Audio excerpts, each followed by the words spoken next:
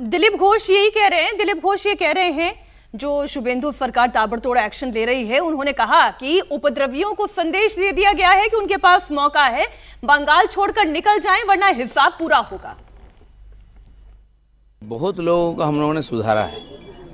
यहाँ जिनको बढ़ा चढ़ा कर रखा गया था, चढ़ाया जा रहा था, मिसयूज किया जा रहा था, विशेषकर संख्यालघु समाज को, उनके अंदर कुछ लोगों को, ये जो 15-16 साल के जो बच्चे हैं ना, ये गलत समय पर पैदा हुए हैं, गलत संस्कार पड़ गया है।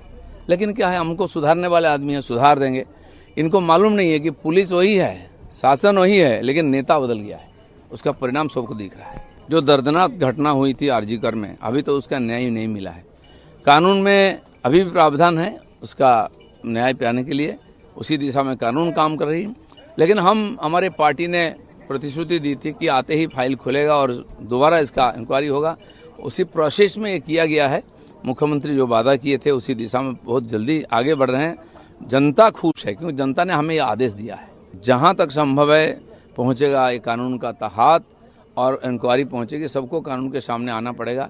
हमने ये भी देखा है हाई कोर्ट में हियरिंग के समय जज साहब को घेराव किया जाता था, स्लोगनबाजी होता था, बैठ जाते थे उनका इजलास में, काम करने नहीं देते थे।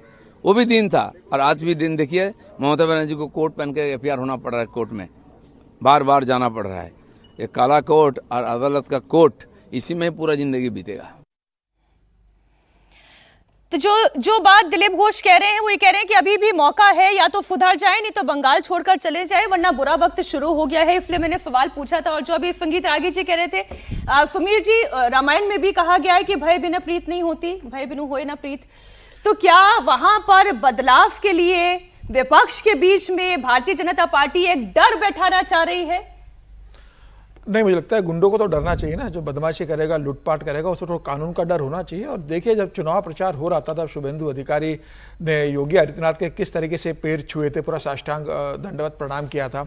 और जब शपथ ग्रहण हुआ था शुभेंदु अधिकारी का, तो योगी आदित्यनाथ जी ने भगवा पट्टा गले के अंदर पहनाया था। तो मुझे लगता है कि वो भगवा सरकार बनी है तो शुभेंदु अधिकारी ये बताएंगे कि भाई जो उत्तर प्रदेश में योगी आदित्यनाथ ने अपराधियों के साथ किया है, गुंडों के साथ किया है, बंगाल में भी अपराधियों और गुंडों के साथ वही होने वाला है। तो मुझे लग रहा है कि जब योगी आदित्यनाथ जी ने आशीर्वाद दिया है शुभेंदु को, तो मुझे लग रहा है उसका असर बंगाल में भी दिखेगा। और शुभेंदु ने बहुत स्पष्ट कहा है कि भाई जो भी गुंडे बदमाश है, या तो वो सुधर जाए या बंगाल की बॉर्डर को छोड़कर चले जाए। इनको जहां जाना है तो बांग्लादेश चले जाए, लाइन तो वही है, जहां चले जाए। और उन्होंने तो संदेश दिया, मुझे जरूरी है। बंगाल कम्युनिस्टों के 32 साल के शासन में और ममता बनर्जी के 15 साल के शासन में पूरा जो गुंडागर्दी का राज था, टोल टैक्स था, करप्शन था, लूट तंत्र था, अपराध तंत्र ने जिस तरीके से बंगाल को अपनी मुट्ठी में कर लिया था, बंगाल की जनता ने उससे मुक्ति के लिए भारतीय जनता पार्टी को 206 सीटों का मैंडेट दिया है। तो निश्चित रूप से शुभेंदु अधिकारी को ये बताना पड़ेगा कि उनकी जो इच्छा थी वो हम प्रदेश में लागू करने जा रहे हैं। और मुझे लगता है कि इसकी उन्होंने शुरुआत कर दी है।